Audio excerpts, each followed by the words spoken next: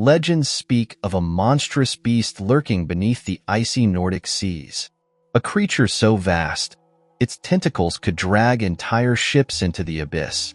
Sailors feared its wrath, whispering its name in terror, the Kraken.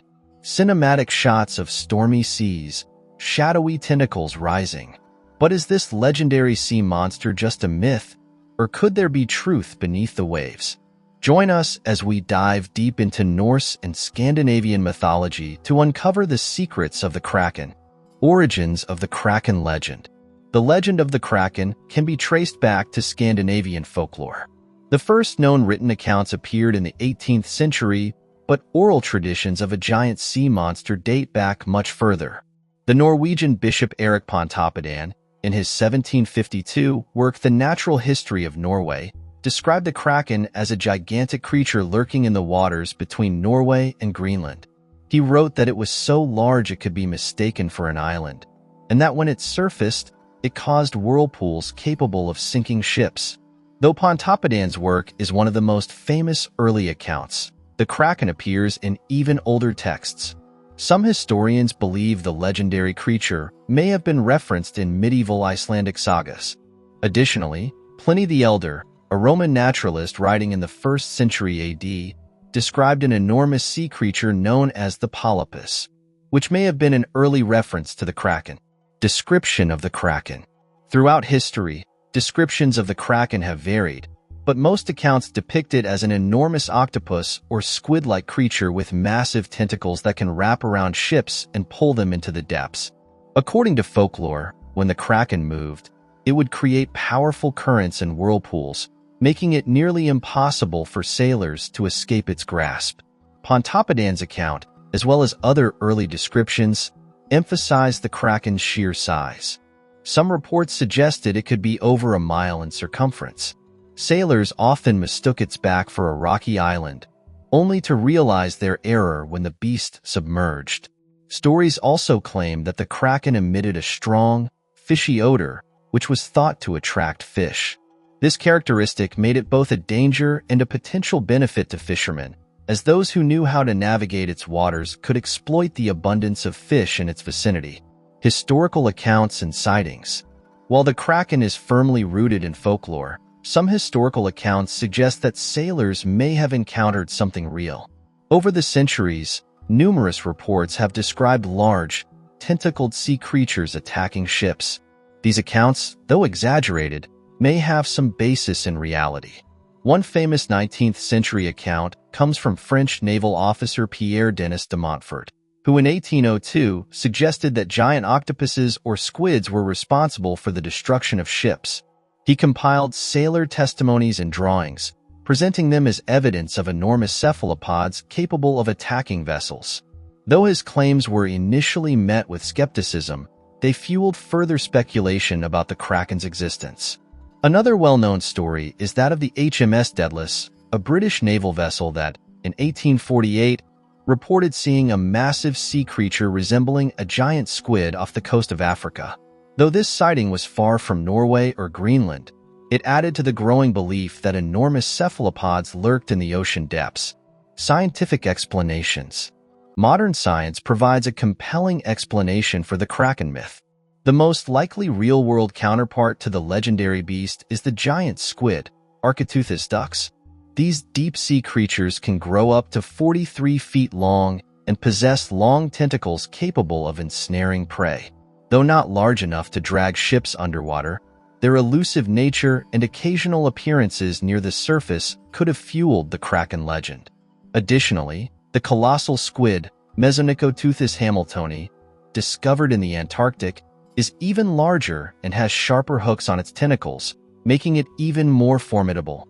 Though sightings of these creatures are rare, they confirm the existence of massive cephalopods in deep-sea environments.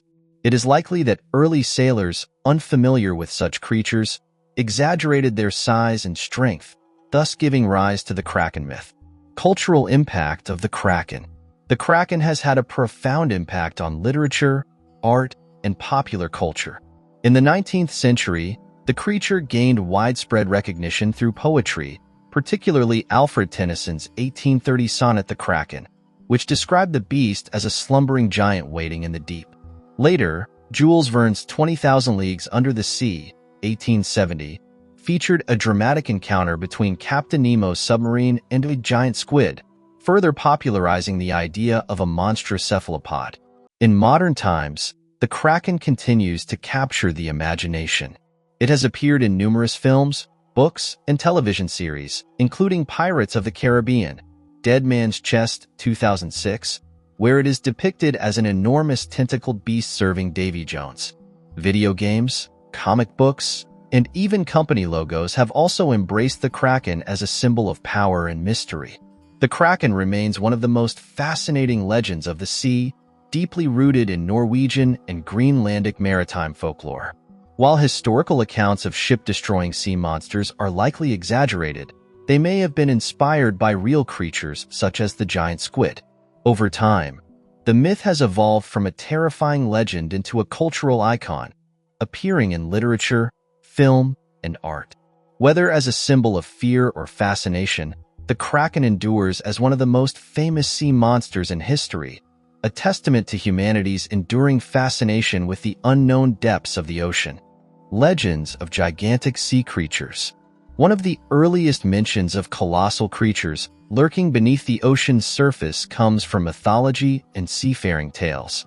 Many cultures across the world have legends of monstrous beings so large that they disrupted voyages, devoured ships, or misled sailors into believing they had found safe harbor. The Kraken, a monster of the deep. The Kraken, a legendary sea monster from Scandinavian folklore, was described as a creature of unimaginable size, often mistaken for an island. The earliest accounts of the Kraken date back to the 12th century when Norwegian sailors spoke of a beast that could drag entire ships into the depths. Size and deception. The Kraken was said to be so massive that its back, when rising above the water, appeared like land. Sailors would supposedly disembark, only to realize too late that they were standing on a living creature. Scientific basis. Many historians believe that tales of the Kraken were inspired by real-life encounters with giant squids, Architeuthis ducks, which can grow up to 43 feet, 13 meters, long. Though not island-sized, their immense bodies, when floating on the water's surface, could have led to exaggerated accounts. The Leviathan, a biblical beast. The Leviathan, a creature from Hebrew mythology and later Christian texts, was another being of enormous proportions. Described as a serpentine sea monster, it was feared for its ability to control the waves and devour ships. Biblical references. The Leviathan appears in the book of Job 41:1-34 as an indomitable force of nature, immune to human weapons. Misidentification. Some scholars suggest that historical sightings of whales or unusually large sea serpents may have contributed to these descriptions. Aspidocalone, the island that wasn't. Perhaps the most direct connection to the statement in question comes from medieval bestiaries, which describe a creature known as the Aspidocalone. This being, often depicted as a giant sea turtle or whale, was said to have a shell or back covered in sand, rocks, and vegetation, making it indistinguishable from an actual island. Sailors' accounts. In many stories, sailors landed on what they believed to be solid ground, set up camp, and even started fires, only to have the island suddenly move and plunge them into the ocean. Possible origins. These myths might have been inspired by real marine animals such as whale sharks or large baleen whales that float near the surface for extended periods. Scientific explanations for island-like creatures. While folklore and mythology provide fascinating narratives, science offers explanations that might have given rise to these tales. Several marine species and natural phenomena could explain why sailors mistook animals for land. 1. Massive whales. The blue whale, Balænoptera musculus, the largest animal to have ever lived on Earth, can reach lengths of up to 100 feet, 30 meters, and weigh nearly 200 tons. Though not the size of an island, in certain lighting conditions and from a distance, the broad back of a resting whale could appear as a landmass.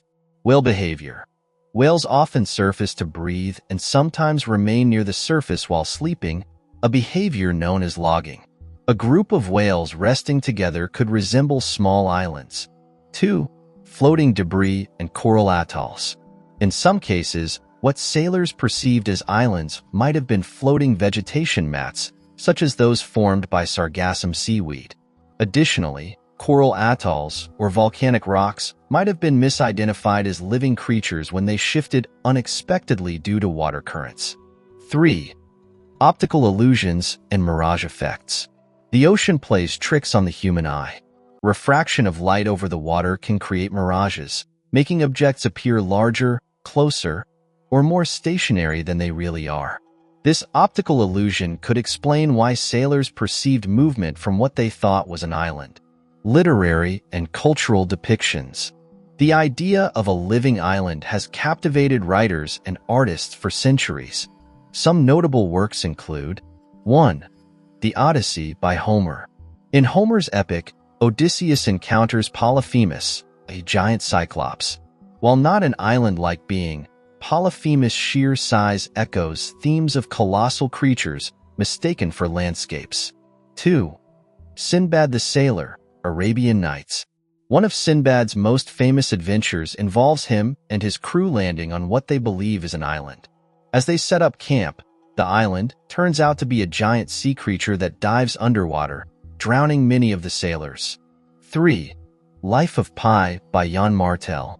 A modern literary example, Life of Pi, features a floating island that appears safe but is later revealed to be carnivorous, consuming anything that lingers too long. Myth and reality interwoven. The phrase, "it was so large that sailors sometimes mistook its body for islands," is more than just a description. It is a gateway into a world of myths, legends, and real-life wonders. Whether inspired by the Kraken, Leviathan, Aspidocalone, or actual marine creatures like whales, the idea of mistaking a living being for land has fascinated humans for centuries. The blend of mythology, science, and human imagination has created stories that endure. And while the seas remain vast and mysterious, it is not impossible that some of these tales hold fragments of truth. Even today, the oceans continue to surprise us, reminding us that not all legends are entirely fictional. Wouldn't it be incredible if, somewhere in the unexplored depths of the ocean, an entity large enough to resemble an island still exists, waiting to be discovered? The impact of a submersion, a deep dive into massive whirlpools and their effects on ships. Throughout history, vast and mysterious forces of nature have fascinated and terrified humans. One such force is the phenomenon of massive whirlpools, which have been known to form when large objects submerge, be they mythical sea creatures, sinking islands, or even tectonic shifts beneath the ocean floor. The sentence, "when it submerged, it created massive whirlpools," which could sink ships, captures the essence of a perilous maritime event, conjuring images of ships struggling against swirling torrents of water. But what exactly does this sentence mean? What are the scientific, historical, and literary context behind such a phenomenon? This exploration will cover natural whirlpools, mythical and fictional depictions, and the impact on maritime navigation. Understanding whirlpools, how they form and why they're dangerous. A whirlpool is a rotating body of water that forms when opposing currents meet or when an object disturbs the surface and causes a vortex. While small whirlpools are common in rivers and streams, massive whirlpools in the ocean are far rarer and significantly more dangerous. These powerful water currents can pull in anything unfortunate enough to be caught within their grasp, including ships. There are several ways in which submersion can lead to whirlpools. Sudden displacement of water. When an object, such as a large rock, ship, or even an underwater volcanic structure, suddenly submerges, it pushes water out of the way. This displacement creates powerful circular currents as the water rushes to fill the void. Collapse of an underwater landmass. A significant geological event, such as an underwater landslide, can trigger a vortex. If an island or large rock formation suddenly collapses into the ocean, it can create immense whirlpools capable of trapping and sinking ships. Giant creatures and mythology. In various mythologies, Giant sea creatures are said to cause whirlpools when they dive beneath the surface. The legendary Kraken, for example, is depicted as a massive octopus-like creature that, upon submerging, generates whirlpools strong enough to capsize entire vessels. Historical and mythological accounts of whirlpools that sink ships. The idea of ships being swallowed by whirlpools has deep roots in maritime folklore and history.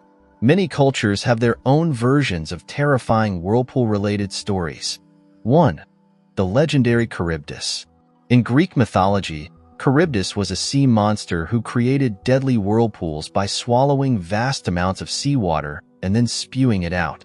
Sailors feared Charybdis, as she was located in the Strait of Messina, opposite another monster, Scylla. Together, they formed a nearly impossible passage for ships, leading to the famous phrase, between Scylla and Charybdis, meaning to be caught between two deadly dangers. 2. The Maelstrom of Norway. The Moskstraumen, a powerful whirlpool system off the coast of Norway, has long been feared by sailors. It was famously described by Edgar Allan Poe in his short story A Descent into the Maelstrom, in which a ship is caught in a massive vortex. Though exaggerated in literature, real-life whirlpools in this area are strong enough to be hazardous to small boats. 3. The Sargasso Sea Mystery. The Sargasso Sea, located in the Atlantic Ocean, is known for its calm waters, but also for strange disappearances.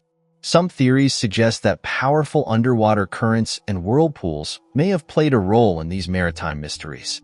4. The Bermuda Triangle. The Bermuda Triangle, a region notorious for ship and aircraft disappearances, has been linked to various natural phenomena, including sudden whirlpools caused by methane hydrate eruptions from the seafloor. When these gases are released, they reduce the density of the water, causing ships to sink instantly and possibly creating temporary whirlpools. Scientific explanation: how sinking objects create massive whirlpools. Beyond myths and legends, physics and oceanography offer concrete explanations for how submerging objects can generate dangerous whirlpools. 1. The principle of water displacement. When a large object submerges suddenly, it forces water out of the way, creating turbulence. The faster and larger the object, the more violent the reaction. 2. Cavitation and vortex formation. Cavitation. If an object submerges at high speed, it can create pockets of low-pressure water that collapse, generating whirlpool-like effects. Vortex shedding. The rapid movement of water around a sinking object can create rotational currents that evolve into full whirlpools. 3. The role of underwater currents. Deep-sea currents can interact with sinking objects, intensifying whirlpools. If a submarine volcanic eruption or earthquake causes sudden submersion of landmasses, it can result in whirlpools large enough to sink vessels. Impact on maritime navigation and safety. Sailors and oceanographers take whirlpools seriously, as they pose real dangers to ships, particularly smaller vessels.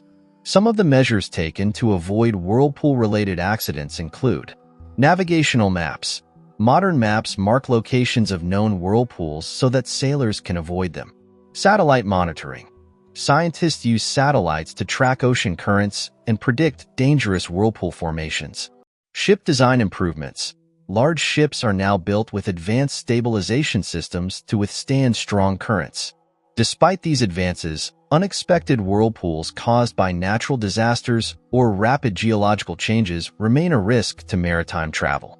Whirlpools in literature and popular culture. The fear and fascination with whirlpools have been reflected in literature, movies, and television.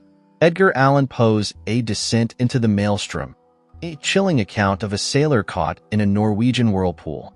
Jules Verne's 20,000 Leagues Under the Sea features descriptions of powerful oceanic forces. Pirates of the Caribbean. At World's End, a climactic battle takes place in a massive whirlpool. H.P. Lovecraft's Cthulhu mythos features creatures capable of altering ocean currents. Whirlpools, in fiction, often symbolize the uncontrollable power of nature or supernatural forces. The mystery and reality of submerging objects creating whirlpools. The sentence, when it's submerged, It created massive whirlpools, which could sink ships, evokes powerful imagery of the sea's dangers. Whether referring to mythical creatures, underwater collapses, or natural phenomena, this concept has long fascinated humankind. From ancient legends to scientific explanations, whirlpools remain one of the ocean's most intriguing and perilous forces.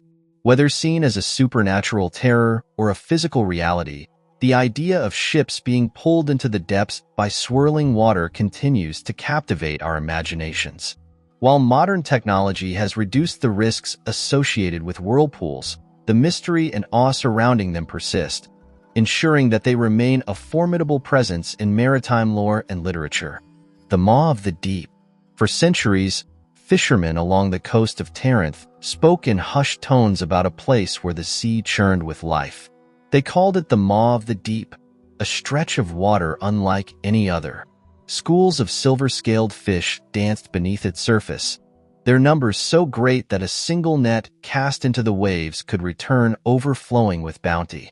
The maw was a godsend to those who depended on the sea, but it was also a curse, because something lurked beneath, something ancient, something hungry, the whisper of wealth.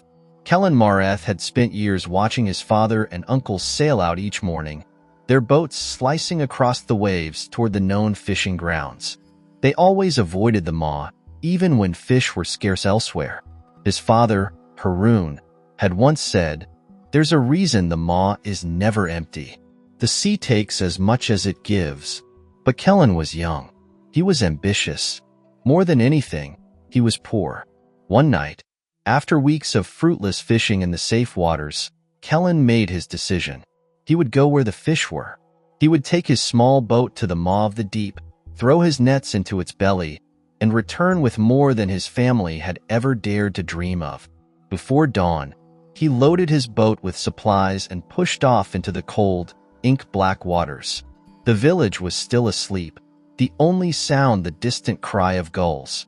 As he rowed farther from the shore, the sea grew restless.